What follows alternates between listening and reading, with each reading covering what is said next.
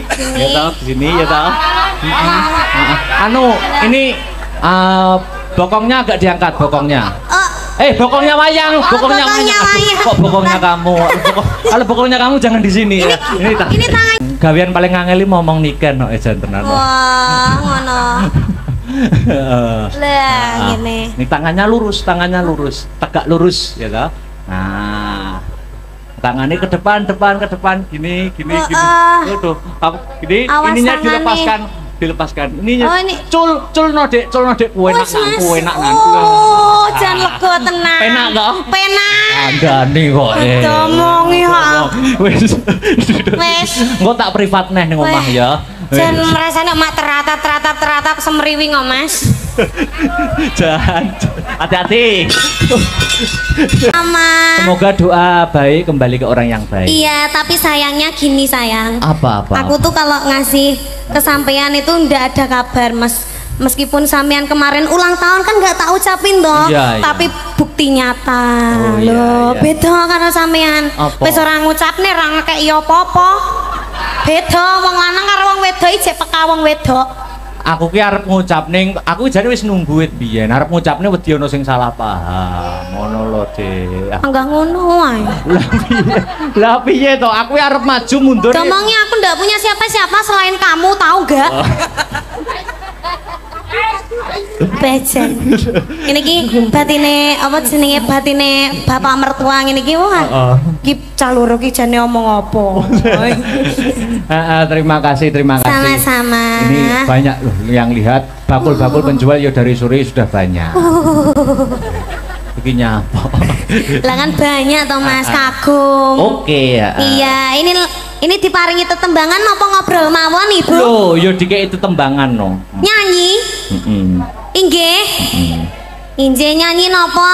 Nah, kuwi. Lagune sing hot napa sing alus? Sing kasar napa sing alus? Sing alus enggak kerasa, enak kasar. Kok yo ngerti senenganku. Apa senengane? Sing kasar mau lho. Apa? Ana permintaan apa sing minta ning sampean mau minta apa? Ada cundamani. Iki ana cundamani dari pemuda Kemloko Legi. Tak niken Salindri. Ya toh. Iki ana meneh dari pemuda dan pemudi Sambiroto minta satu rasa cinta niken. Iki enake sing halus apa sing kasar sih ya, Mas? Manut sampean merdikane sampean. Halus ke dikasarke, masuk kasar dihaluske. Yo. Gamelan sing musik ngono piye? Iya. Oh, ngono yo kena. Dari pemuda iki ana sing lewung. Ana lencong. Lewung kok lencong piye.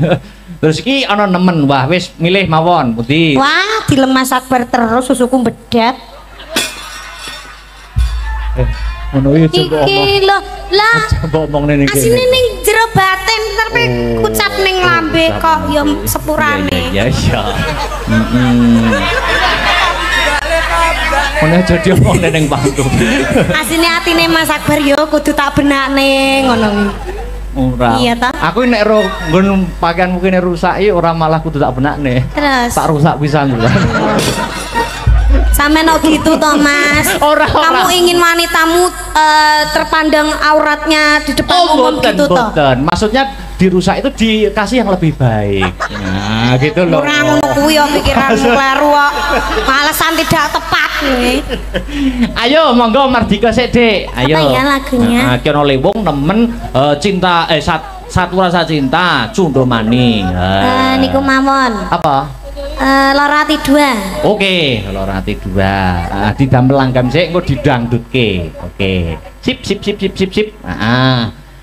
Buka celuk apa buka monggo Mardika wae. Karepe. Oh, buka celuk. Oke. Nyak ya. Saiki sampean kan termasuk seniwati multitalenta, ya toh? Ya toh. Panggung wayangan tuk kulon tuk etan lor kiduli mesti bintang tamu ini Dik Niken.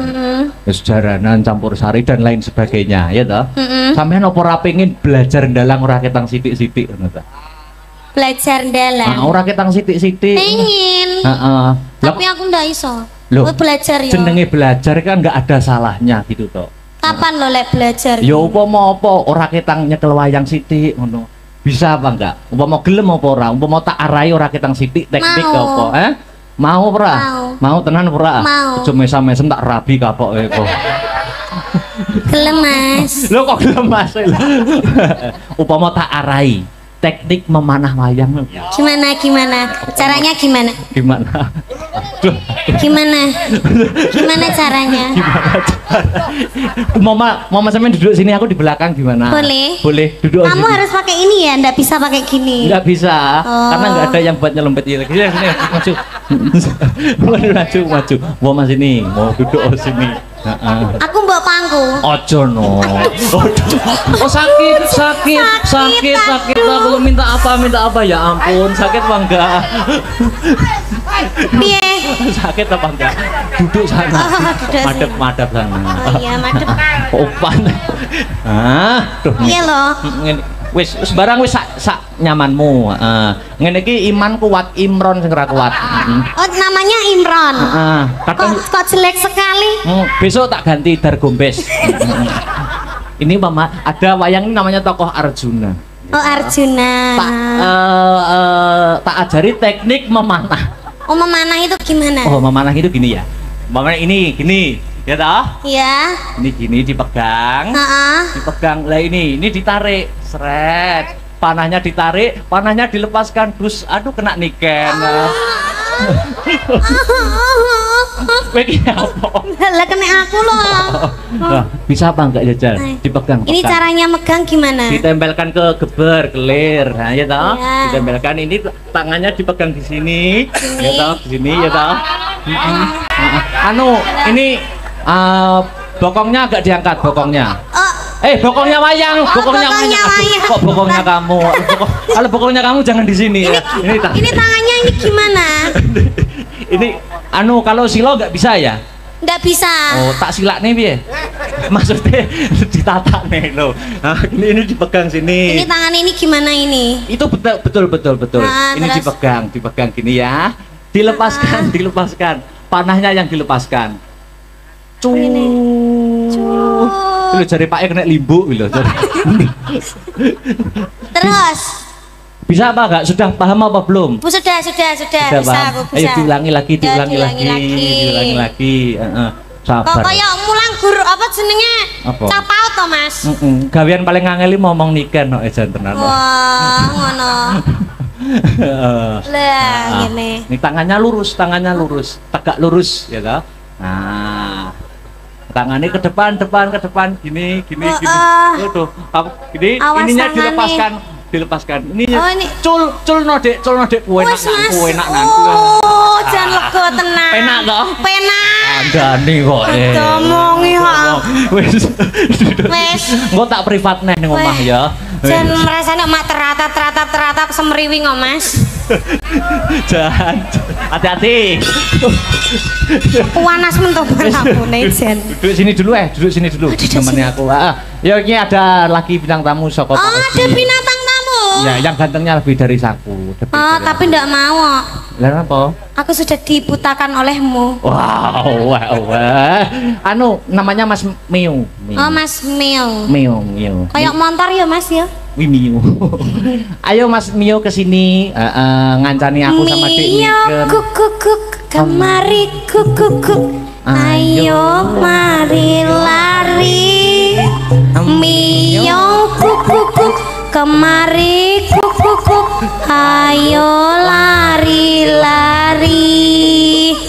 Miu kuk kemari kuk. Ayo lari. Aku paham aku. Niken urung paham. Aku urung paham, aku karo Niken nak wong polos to. Oh iya. Piye urung genah apa piye Dik ya? Urung. Alah. Nek wis genah pale ada cekakaan ya, Mas. Kudune iki lucu ya. Lucu. Ndas gundul kuwi mau ya. Ndas gundul. Wah, paling tuyul paling nih. Lambene meletek di sirah. Lambene buyumu kok kaya kuntilanak to, Nduk. Kudune yen lagu iki engke aja dipleroki. Ya nyuwun sewu anu hadrohe wonten Mas. Gamelan karo iki. Lho iki eneng orjene. Oh iya. Ya Nabi salam alaika, ya Rasul salam alaika, ya Habib salam alaika, salawatullah alaika. Kok meneng bae kok ora ngadeg kowe? Lah jare selawatan ki aku mesti linggo lho. Iya maksudnya karo nggih sepote sliramu. Jelasno to, jelasno to Kacang Mas sing jelas. Mlakumu biasa lho, Nduk. Kowe iki biasa bareng bar lungguh kono mlaku malih centit-centit kena apa kowe? Lho kan ben cantik kan feminim, wanita feminim. Mana sih kamu Wanita iki yen feminim ngono ya. Dadi mlaku bareng ngono ya ngene iki. Wajar. Wis kenal apa urung to jane? Wis saling kenal apa belum sampean sama Dik Niken? Aku ki gong pati kenali mbek iki. Salaman sik kenalan sik. Aku ki mbiyen raiku bagus. Bagus. Bagus bagus. Saben main karo iki njur ditoyori wae lambeku kok. Weh, aku pengen selawatan ning gawe lambe, iso. Lho, piye iki? Selawatan ya ndek selawatmu mau piye? Selawatmu kowe mau piye? Oh ngene lho Mas. Sik to kowe iki ora lagi cedak karo iki ngono kowe wis ngene lho. Dadi umpama jaman ketoprak ludruk. Yen ki umpamane tangan rene iki ora sampai kena sing muni ngisor. Oh ngono aku iso aku. Tek ngene iki lho. Jajal. Opo kowe wani karo aku kakang plak tapi kene gak teko nggon sing muni kene. Plak. Oh iya, jajal piye jajal. Apa aku ndek salah? Kudune kowe manut karo aku. Pripun Kang Mas? Kula mohon panut malih panjenengan lho Kang Mas. Iya. Ya, aku yo wis ngendika yen to sliramu kudu manut kalian pun kakak. Terus kula pripun Kang Mas? Ora gelem.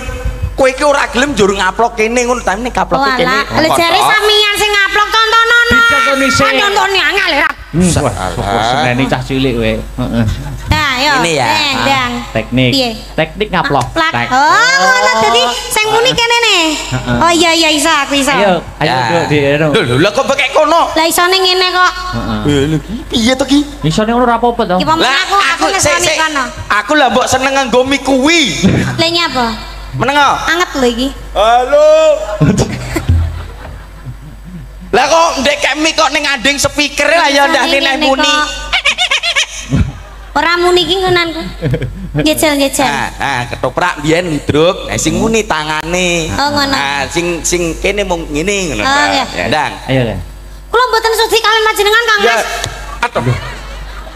Bener wi wong sing isor plek kok, sing isor plek kok. Plek kok sing isor kene. Sing isor plek. Tapi sing kene kebanteren. Lah terus piye? Tangan iki, tangan kene, Nduk, tangan kene. Oh, kuwalik paling Nduk. Kulino ngede. Oh, ayo dibaleni Nduk, Nduk. Dadi kene mung ngene ngono tok sing muni kene. Iya. Nah. Kula mboten nyepurane panjenengan lho, Kang Mas. Kang Mas. Monggo badhe menika setunggal nggih. Iya.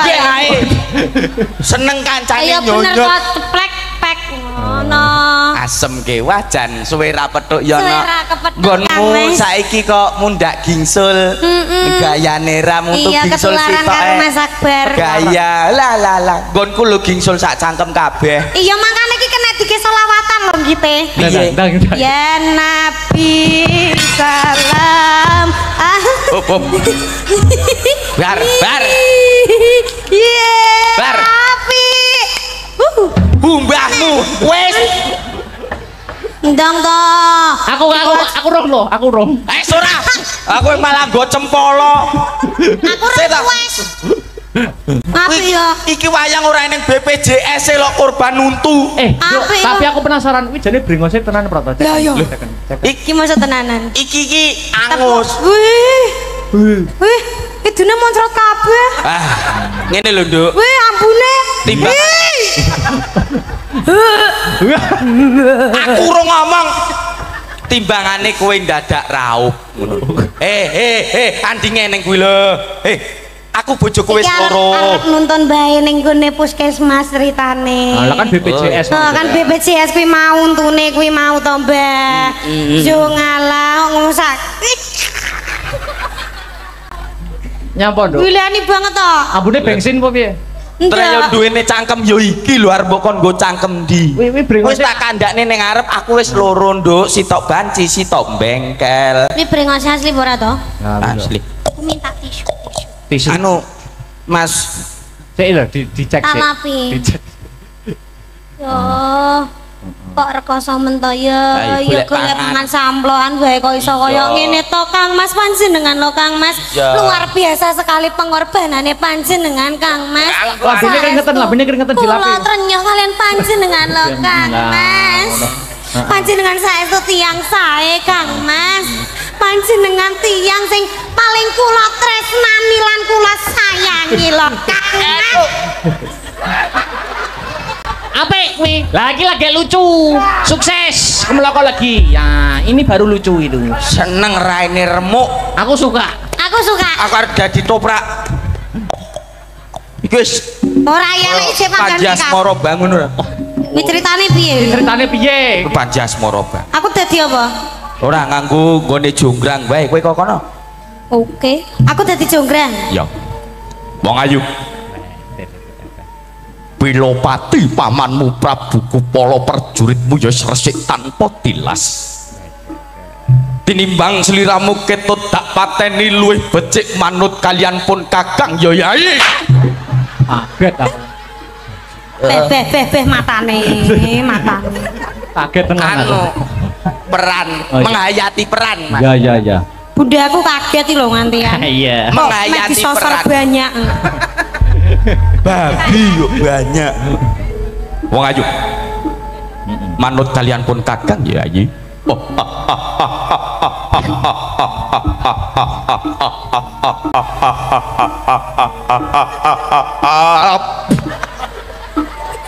Wadah apik kowe cocok. Aja banter-banter tukei lho.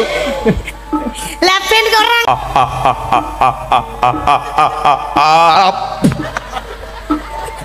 Wadah apik kowe cocok. Aja banter-banter tukei lho. Lah ben kok ora ngomong mana kok.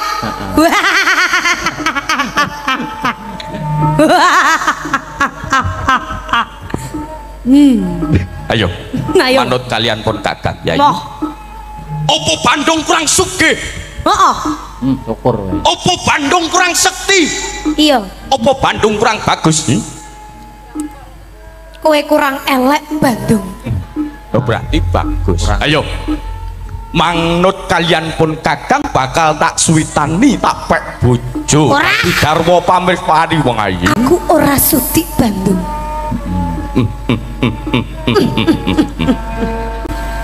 Kowe kok nerokke aku? Apa urusanmu? Gak apa-apa. Kowe wani mbek aku kok. Kowe mentang-mentang kowe dadi Bandung, kowe wani kowe karo aku. Ki apik. Sanggit anyar iki, apik. Bar. Iki kowe arep kok luwih galak timbang Bandung, Bar. Apa? Kowe ora ngerti sapa sing tak kedani. Sapa? Kae. Ora ngerti kowe. Wani kowe. Sik, hop, yen ngono apike ngene. Piye? Jenengan dadi Bandung, aku tak sing dalang. Oke, siap no. Fragmen. Bandung ki biasane ora disetujoni karo Roro Jonggrang. Nah sing dadi Bandung saiki Mas Akbar. Sampeyan sing dadi? Kowe engko mesti ditolak. Truk. Wah sing ngono. Rina pantaran ning wengi ora ana wanita sing tak penggalih, ora ana wanita sing mlebu ning jantungku kejaba mung sliramu wong ayu. Mas Akbar. Inggih Bandung. Bandung. Kula tresna kalian panjenengan lho Bandung. Dasare Roro Jonggrang kuwi seniwati. Bandunge seniman. besok awake dhewe nek wis rabi ya toh iya ngarep omah dibangun pendopo kei gamelan cah-cah tabuhan awake dhewe ngrungokne oh Kang Mas mentah romantise ya Kang telek weh iki wangono ngetokne mik oh apa mike nganu kecokra untu keduwuren piye to ki kowe iki roman ya roman aku rung mapan nih mbok tinggal lha iki dipiyekne karepmu mike keduren Mas rodok ndek delok mik moto kuwi iki ora mike sing salah apa cangkemmu kegeden mike kurang ngisor nah Roro Jonggrang dalam Kang Mas aku ana kabar anyar kanggo kowe nopo Kakang Mas apa raruh yen to negaraku saiki ana maling sinten Kang Mas malinge ora ana liya malinge kepengin ngruda paripeksa aku kepengin mutus Kang Sarto ngorak-arik hubungane awake dhewe Jonggrang itu tidak bisa dibiarkan gak iso biarkan ketemu wonge gecek antemi nganti mati aku wae Mas yang maju Mas lho kuwi malinge wah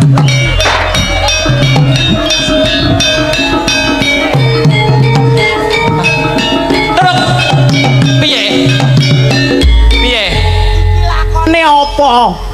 Bantu lakone apa? Bantu Roro Jonggrang no. Bantu Roro Jonggrang kok gepuki dalang ngendi malinge? Walah iki barang wis gak kena jak kompromi. Tuh silit banget. Gosok. Anu was mas.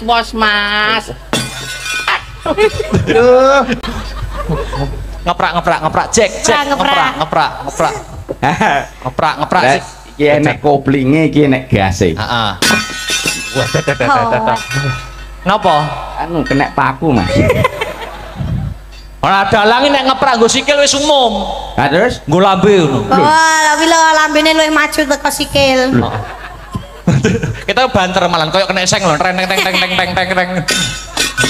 wes saiki enak nondalang ning kono sik aku tak nyanyi runduk nih Ken oke kondo ngaren men to Kang Mas anu minangkani pamundhut oh iki arep mateni aku ya ora iki nyapa mau dadi Bandung barang bocah kok dadi dalang ya dadi dalang sik ya iki ana pamundhut terbanyak lumantar WhatsApp no apa itu gemati mati sih sido gemati toh sido wis jangan kuat ketok wis gobios terang jadi sambat panas mau panas terus sampean suwuk terus wis mari apa sampean suwuk dia apa disuwuk apa disayang ayo josok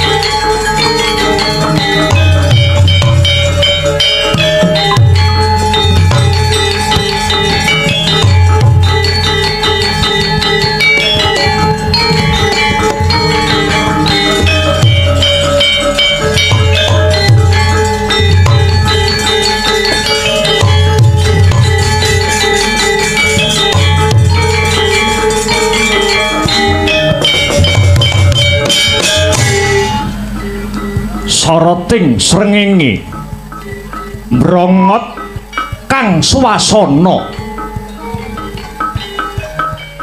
kawula sak jagat raya pangrantu tibane banyu nanging kang tumiba malah bebendu panasing kahanan hanempuh negara kuna Pancawati wastane rina wengi mung sambikala kawulane kocar kacir tanpa kecukupan sandang pangane Pancawati kecalan katentreman Pancawati kecalan kawibawan Pancawati kecalan pamomong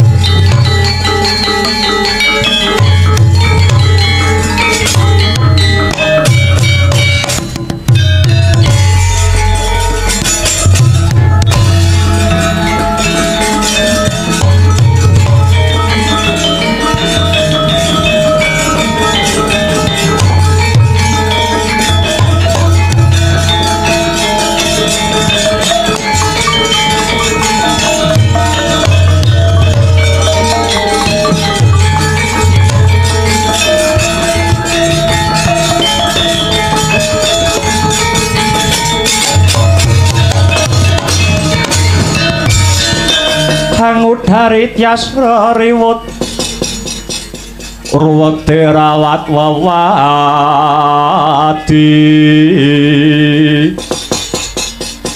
wedi lamun kauningan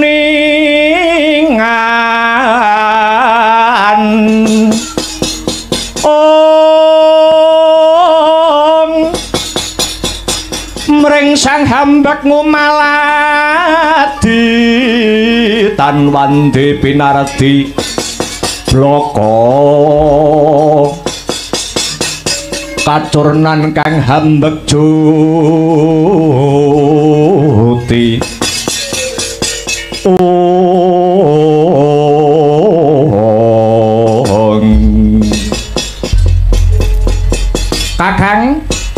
kakang Anoman ana apa adiku Yayi adiku Yayi sing ndak tresnani Yayi Jaya Anggada mapan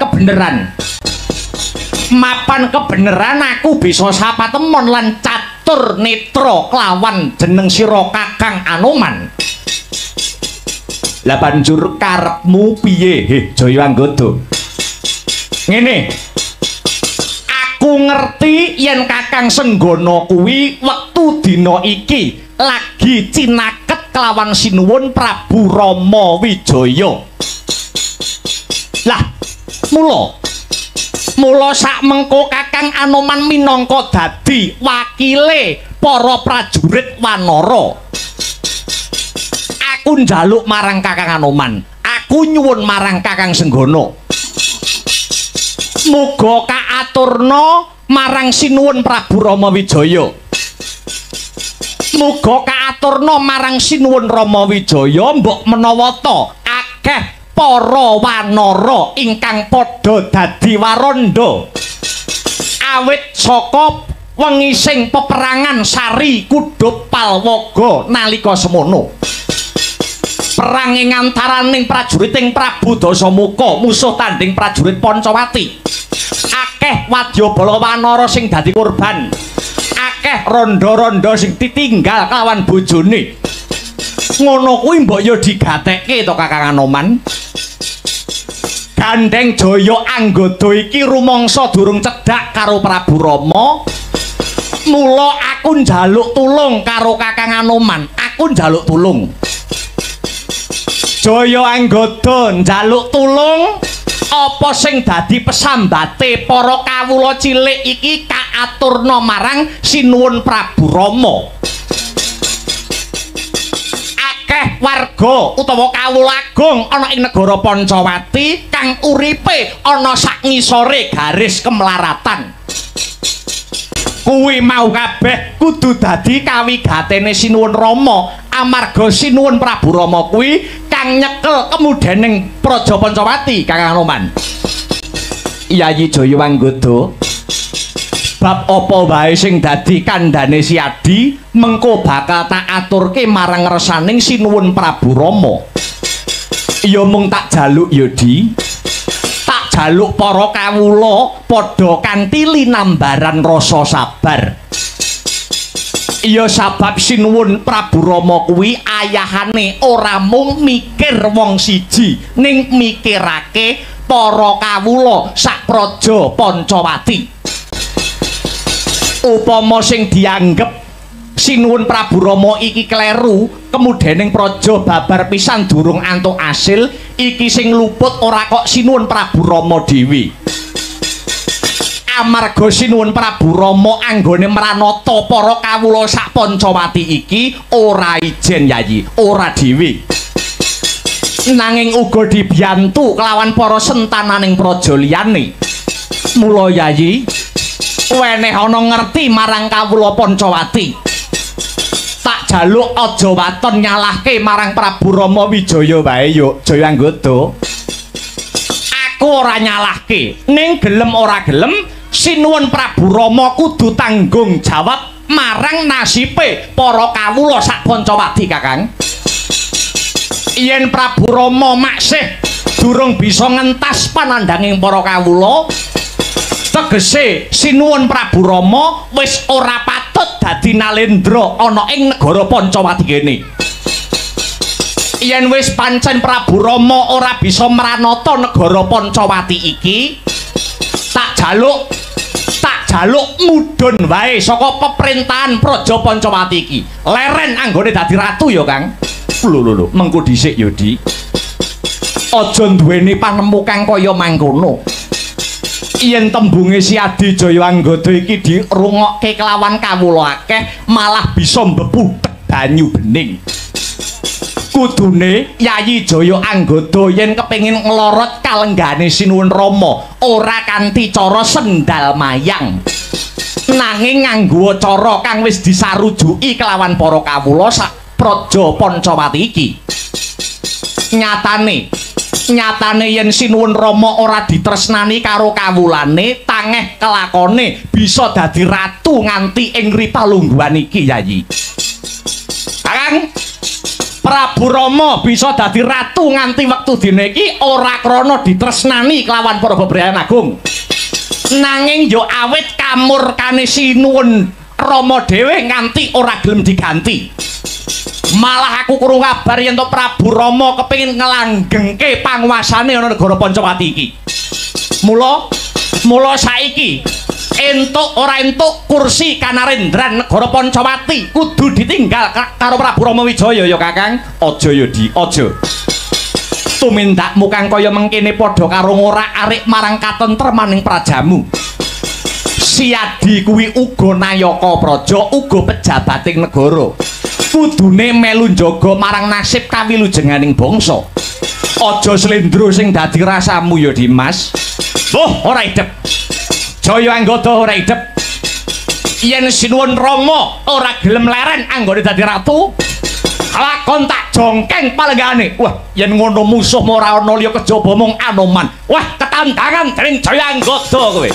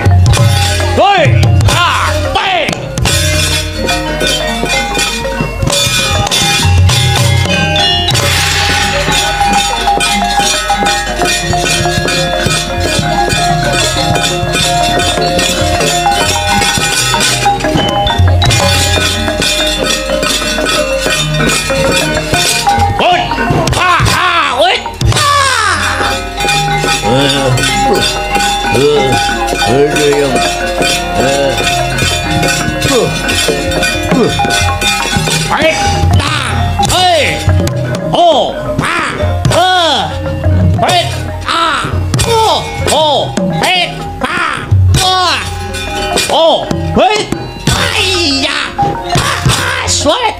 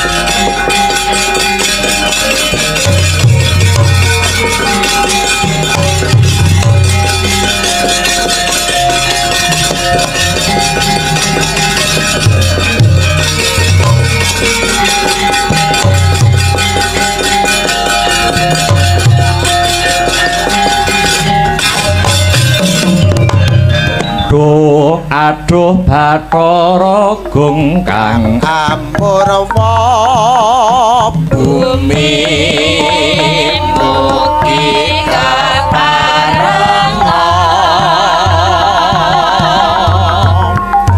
paring pangaksama marang kawula kang tan bisa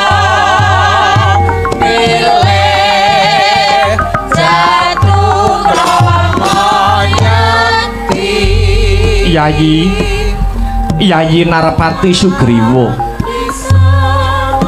Kula wonten dawuh sinuwun amiji dhateng kula kang abdipun Sugriwa.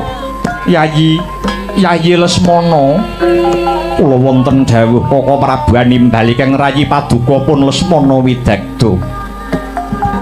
Rumangsa angles kekes rasaning pun Kakang Di. Awit ngawuningani Praja Pancawati dina iki kahanan sing sarwa goreh rongeh kahanan sing mung sarwa ora kebeneran kabukten akeh bencana alam kang silih gumanti durung maneh akeh para sentana Pancawati kang padha dredah munggahe Pancabakah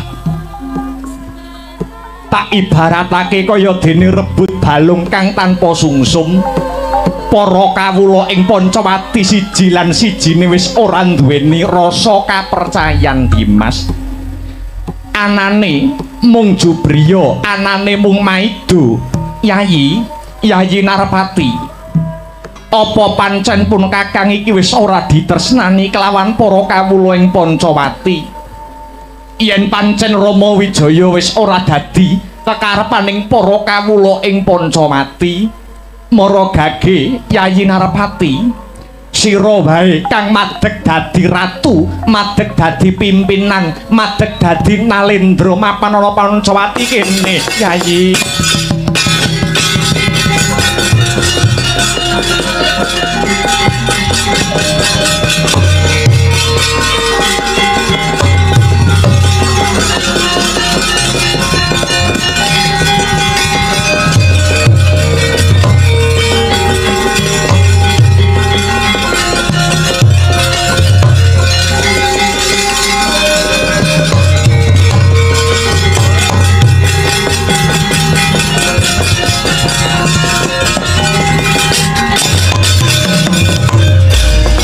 bumi gunjing langit kelap-kelap katon lergin sanging alis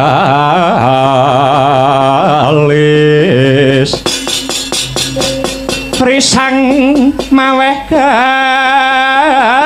gandrung oh sabarang katulu wegir moyak mahayik saking tias baliwur lumaris handrung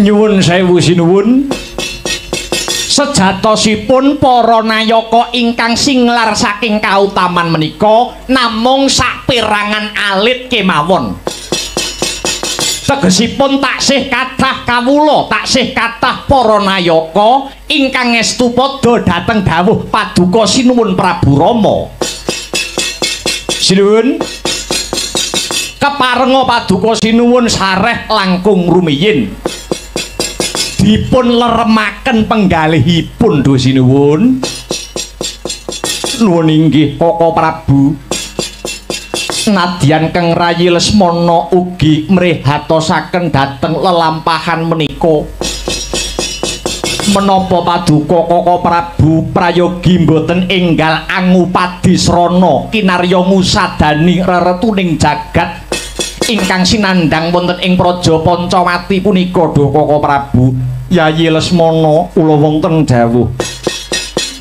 pun Kakang nalika semono nyumurupi marang kahanan sumengka rasaning pun Kakang banjur tumuju marang sanggar pamujan nyuwun marang ngersaning Gusti kang akarya jagat panjenenganing sun nyuwun pituduh mungguh kudu nganggo dalan apa karben Pancawati iki bisa pulih tata titi tentrem kerta lan raharja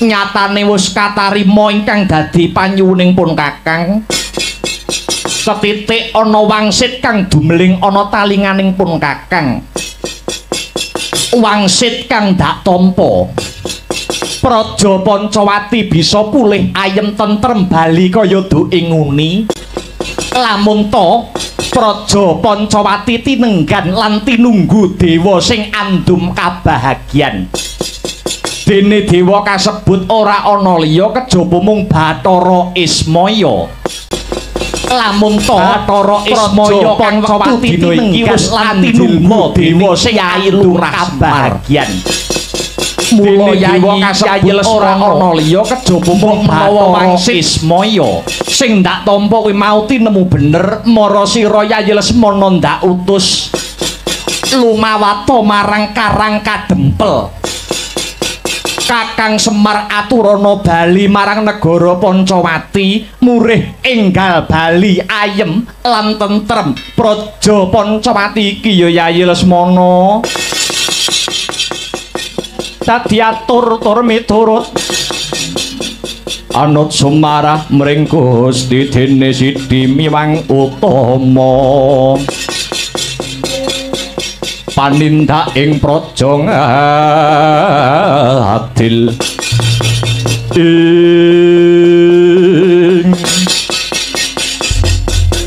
menawi tetela mekaten Duh Koko Prabu Ri paduka kula nyuwun pamit saderengipun kula bidhal wonten Karang Kadempel langkung rumiyin kula nyuwun dipalilah badhe anduta abdi paduka pun Anoman badhe kula kanthi nakyenaken menapa to Kyai Lurah Semar taksih kersa kaboyong wonten ing Praja Pancawati menika namung kula ugi badhe nganti saperangan para wanara ingkang supados mapak pamong agung nenggih kula nismaya Prabu iya tak lilani Yayi Lesmana malah kepara Anoman kang lagi gelut kelawan jaya anggoda padha pisahen Yudi padha pisahen karben ora nambahi petenging swasana Pancawati Lesmana Murdaka nok nggih ngestaken dawuh Koko Prabu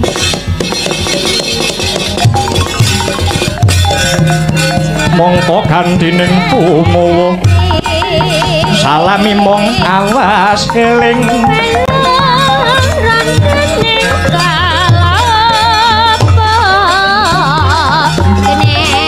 keling ugi taning alam sadyaning dumadi supardi mring sasama sada genes bicarane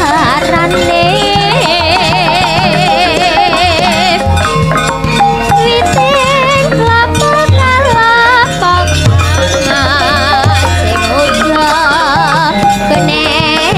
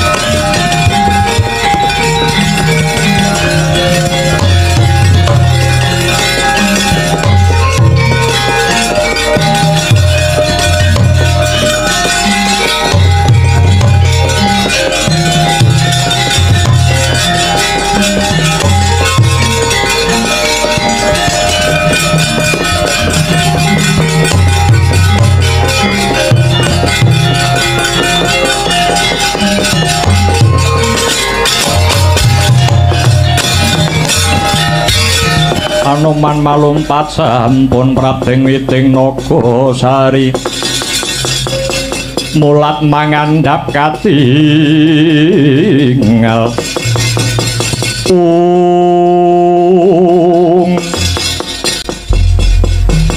Anoman apa dening Jayawanggada padha leren ana anggonmu padha gelut ngelingono jeneng sira Anoman lan Jaya Anggada iku isih tunggal bangsa, tunggal basa lan tunggal negara.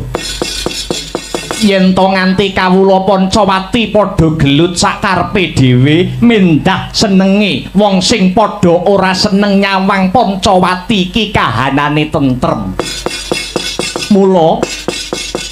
Mula aja padha nggugu marang kanepsonmu dhewe. Anoman lan Anggada. Nun inggih nyuwun pangapunten Raden. Aradi kalado anggen kula tumindak punika kala wau Raden Semana. Semanten ugi kula nyuwun pangapunten Raden. Iya. Anoman lan Jaya Anggada sejatine panjenenganing Sun lan Kakang Prabu Rama iku wis menggalihake kahanane praja Pancawati wektu dina iki.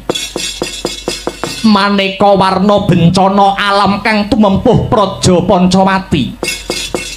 Mbok menawa iki minangka dadi pepiling saka Gusti kang nyipta jagat tumrap para kawula sak negara Pancawati klebu jeneng ingsun lan Kaka Prabu Rama Wijaya. Ing kene sira kabeh kudu nengenake ing reh pangibadahmu.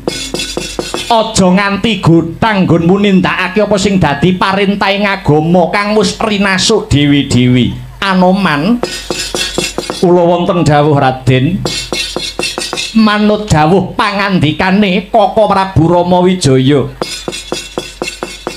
Nalika Prabu Rama manjing ana ing sanggar pamujan semedi malah dihening nyuwun pituduh ana ngersaning Gusti kang nyipta jagat sarana apa kinarya tentreming praja Pancawati iki. Manut pangandikane Kakang Prabu Rama praja Pancawati bisa bali tentrem kaya duke nguni.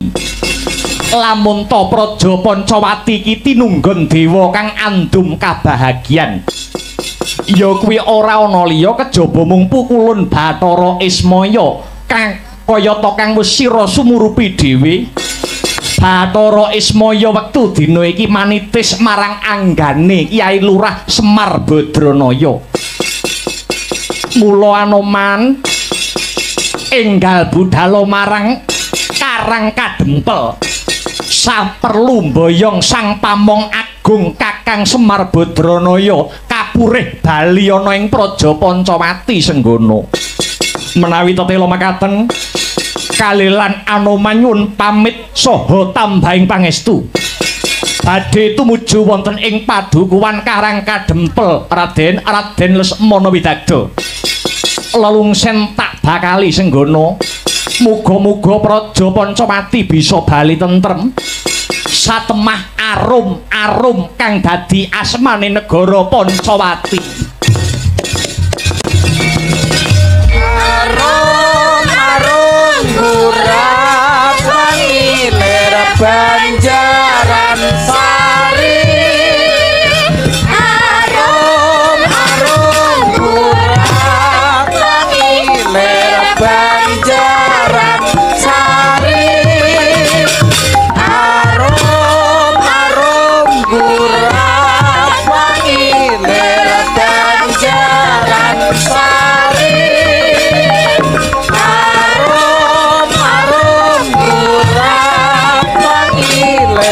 Banjaran Sari.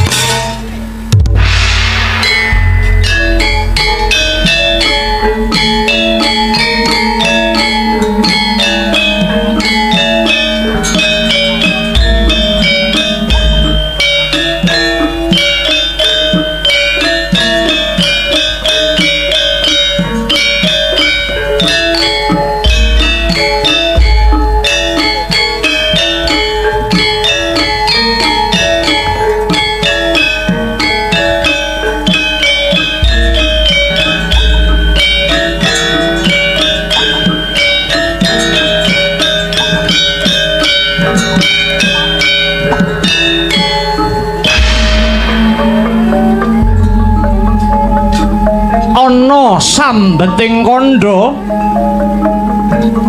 hanenggih punika ta gumelaring padukuhan Karang Kadempel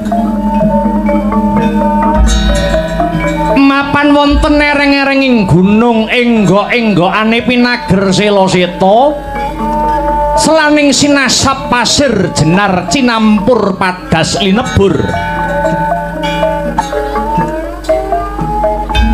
saben marga ana gapura nginggiling gapura ana pepetan Garuda ing ngandhap sineratan bineka tunggalika kanan kiringing gapura katancepan gendera kang awarna gula klapa minangka dadi lambang kamardikaning praja kang ambawahi padukuhan Karang Kadempel turut pinggiring margi tinanduran wit turi kang urut runtut sarwa patut sekar turi petak memplak dumawah aning lemah katingal hanjrah lamun sinandra kaya ngulama kang lagi sujud sakiwa tengening marga kang katingal mung gumelaring pategalan tuwin pasabinan aja dumeh mung parigogo yen yekti dahat neng semake wanci panen katingal kuning gumrining panyayah kencana sinangling kamarutan alembak lembak yayah ombak ing samudra rob semanten ugi pategalan tan wonten ingkang kuciwa katitik jagung puhung ledung-ledung kacang ijo royo-royo lombok terong robyong-robyong uwi gembili sak kendi-kendi kanan kiringing Karangkitri kataneman jejampi mawarni-warni maweh asarasaning diri mila kaya wis maton empon-empon sumebar mapan saenggon-enggon nuju Ari Radite Palguna Sang Semar Badranaya nedeng nawung Sungkawa nadyan wis jangkep sanggianing para kawula sak padukuhan bek hambek amblabar prasasat samudra datanpa tepi parandene dumugi samangke Sang Semar dereng hamedhar pangandikan kedadak ing mangke katingal rawuhipun Nalendra ing pringgondani Prabu Anom Gatotkaca mecah marang sepining swasana hasbunallah wa ni'mal wakil nikmal maula wa nikmal nasib monggo Ndara kok ora ngabari arep rawuh rene lho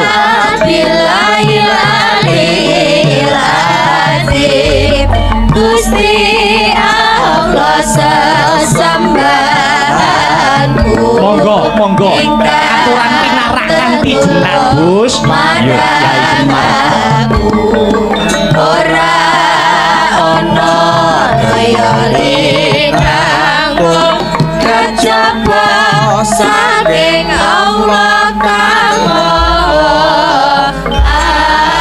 aku sedulurku aja nganti klir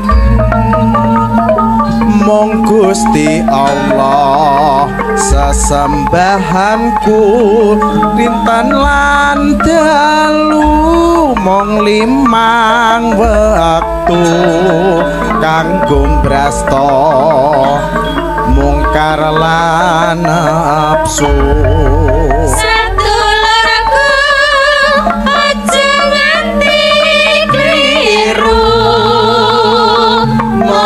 Gusti Allah sesembahanmu rintan lan dalu mong limang wektu kanggo brasta kalan nafsu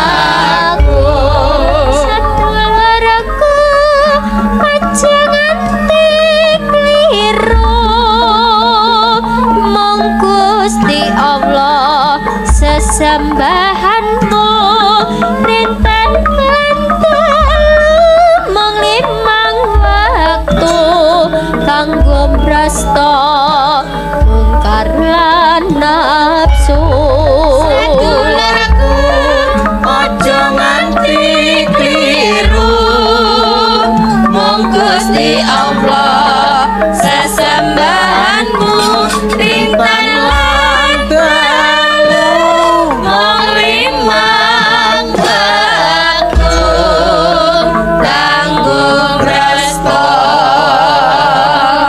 mungkar lan nafsu pirata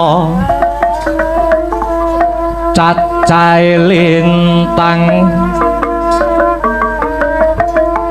langit biru sapa kangmu lasi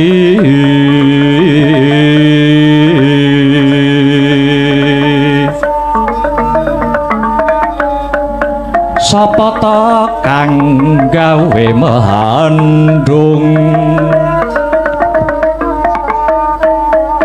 sapa ta kang gawe udan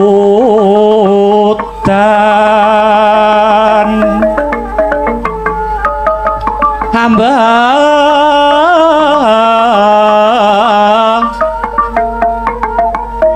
ambekanmu ping pira rinten lan dalu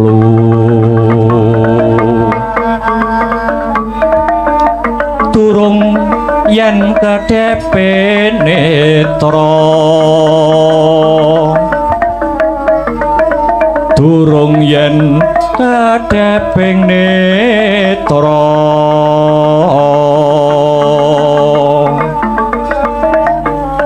ping pira jroning sesawung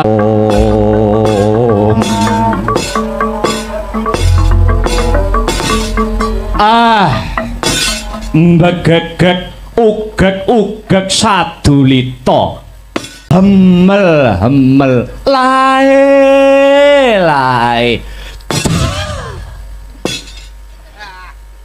prasasat kejugrukan Wukir Sari kablabaran Samudra Madu dene amung sak pedukuan Karang Kadempel niki mboten pangling kados rawuhipun Ndara Gatotkaca den Ndara kula sesembahan kula Gus Ndara kula Gatotkaca winantu ing Karaharjan sak rawuh paduka Raden wonten ing Karang Kadempel mriki Siwa Semar iya tansah pinayungan ing kawidadan nir ing Sambikala praptaku ana ing Karang Kadempel kene kewareng aku ngaturake sembah pangabekti marang Siwa Nayantaka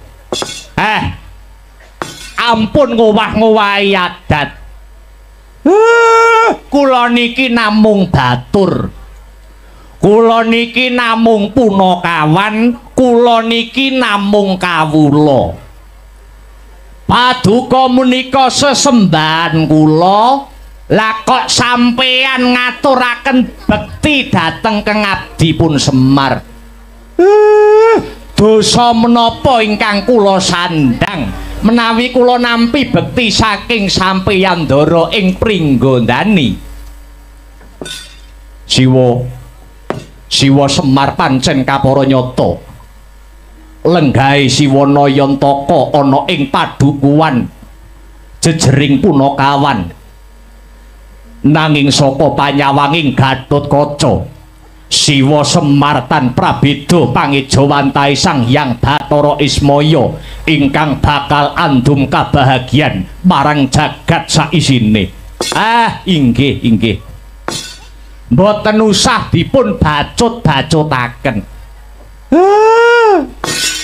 Niku nek krungu anak-anak kula ndak do tambah kurang ajar kalih kula. Dipun sekecakaken anggenipun lenggah nggih, Den. Iya Siwana Yantaka. Kaya wis ora kurang kepenak praptaku ana padukuhan Karang Kadempel kene.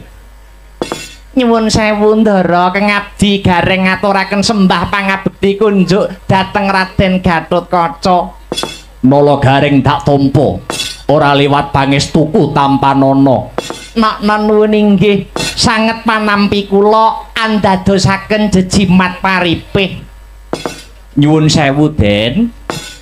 Kemareng ngaturaken sembah pangabekti mugi kunjuk. Iya Petruk ndak tampa pangestuku tampanana. Kula pundi andayanana jejimat. Nyuwun pangapunten Ndara. Kengabdi pun Bagong ngaturaken sembah sumungkeming pangabekti mugi kunjuk. Iya Bagong pangestuku mara gage ditampani Bagong. Kula pundi dados jejimat paripih ngunjuk napa Den, minum napa? Wis ora usah repot-repot sakanane wae Bagong, ora usah dadi repotmu. Anggur merah napa pripun? Ndara Gatot tok ngombenane ngono kuwi. Ndara Gatot ki ratu mbok tawani bangsane ngono kuwi. Mbok padake krusonmu wae kok. Nyuwun sewu. Janur Gunung Kadingaren, gajeke kula ora weruh. Prenjake padha ganter, jagone padha tarung. Lah kok dadi sampeyan sing rawuh wonten Karang Kadempel, Gus? Napa wonten pandangon saking pepunden Pandhawa? Menapa sampeyan rawuh saking pribadi sampeyan piyambak? Mugi kepareng kababarna. Upami sampeyan rawuh wonten Karang Kadempel dipun utus dening pepunden Pandhawa ingkang abdi pun Semar ngaturaken kalepatan dosa menapa ingkang kula sandang. Kula mboten badhe silak ning nek rawuh sampeyan badhe maringi ganjaran dhateng Semar terus lelabuhan menapa ingkang sampun kula tindakaken. Menawi kula kepareng nedha ngangklungaken jangga nilingaken karna upami niki wadi tumraping anak-anak kula, suwawi kula dherekaken manjing wonten saklebeting griya pepanggihan catur netra kaliyan kang abdi pun Semar Badranaya. Panjen kapara nyata Kiai ingkang sepisan praptaning Gatotkaca ana Karang Kadempel yekti tilik marang kawidadaning Siwana Yantaka lan para panakawan kabeh. Dene ndungkap angka 2 ana wigati kang bakal tak andharake marang Siwana Yantaka. Wigatos ingkang pundi? Keperluan menapa, Den? Slindro rasane Gatotkaca. Slindro jiwane tetuka. Praptaku mapan ora ing Karang Kadempel. Sayekti diutus kelawan pepunden para Pandhawa nanjihake marang Siwana Yantaka. Awit wis udakara telung candra nganti kelungguhan iki Siwana Yantaka ora siba mapan ana negara Ngamarta. Apa pancen Siwana Yantaka bakal merang kampuh jingga tegese ora suwita marang negara Ngamarta? Apa pancen ana pangandikaning para Pandhawa sing natoni marang rasane Siwana Yantaka? Yen to salah siji mau ana sing cocok sarta ana sing gathuk kelawan pangrasane Siwana Yantaka, mara paringa dawuh marang Gatotkaca kabeh bakal tak aturake marang pepunden Pandhawa. Wa Siwana Yantaka enggal paringa dawuh. Permara reh mangus wamya ngambrang kadi karunaning kaswasining marga Hamalagung risang ganda mastrat maca lengleng lalu mangulati Surya mangrangsang waya, Surya mangrangsang waya.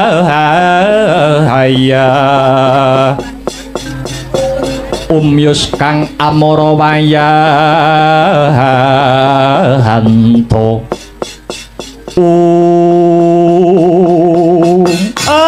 Lae. Nyuwun sewu Den.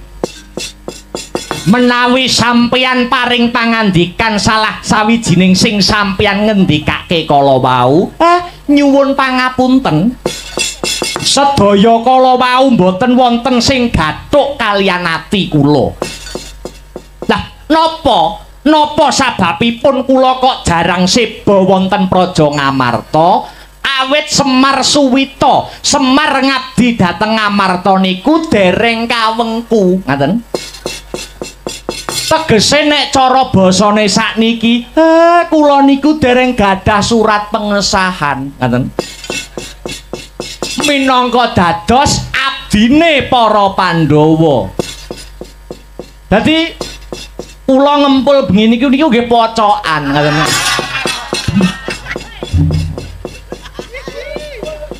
Mila kula ora sowan aja ta 3 sasi, setengah tahun, gedene setahun, munggahe 10 tahun niku kula mboten kawengku dening kewajiban sowan.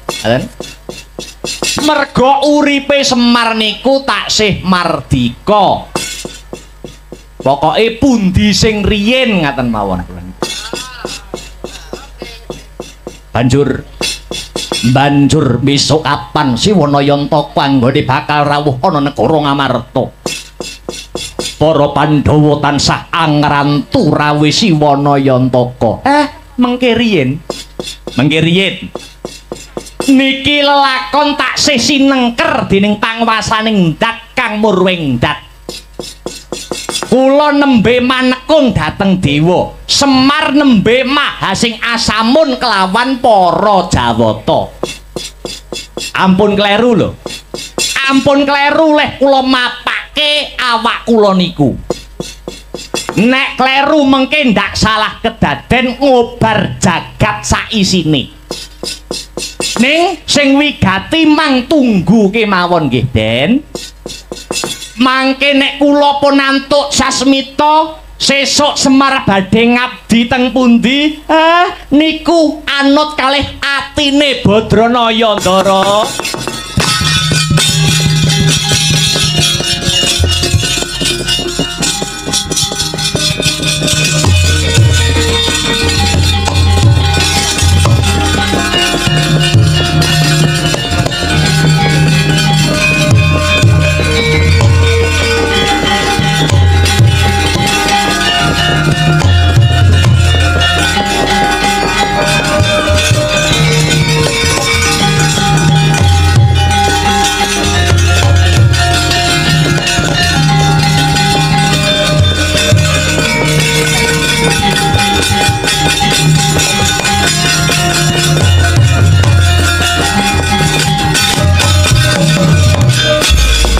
Lagi colawan sabdo ora kang sumewa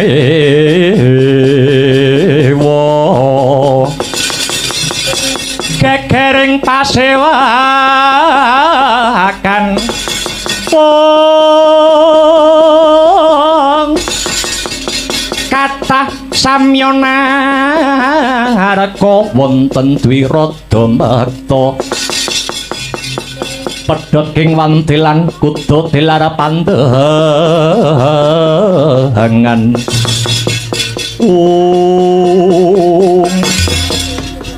atas titis tetes pangandikaning Ki Lurah Nayantaka nadyaning cipta tumanduk kelawan Raden Gatotkaca parandene sedaya para kawula sak padukan tintrim tumungkuling kisma midhangetaken sabdaning Sang Pamong Agung Ki Lurah Semar Badranaya.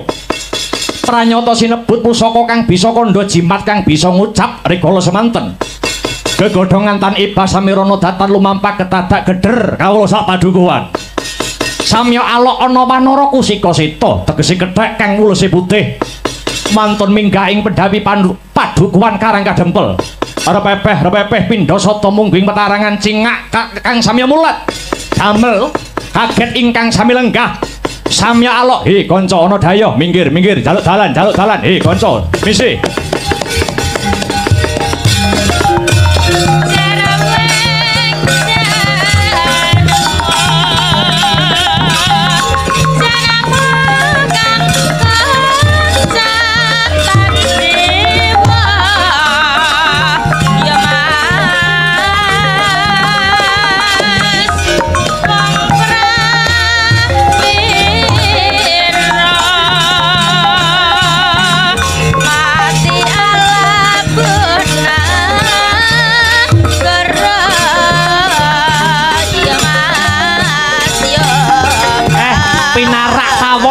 Gus, monggo didahar napa sak wontene monggo.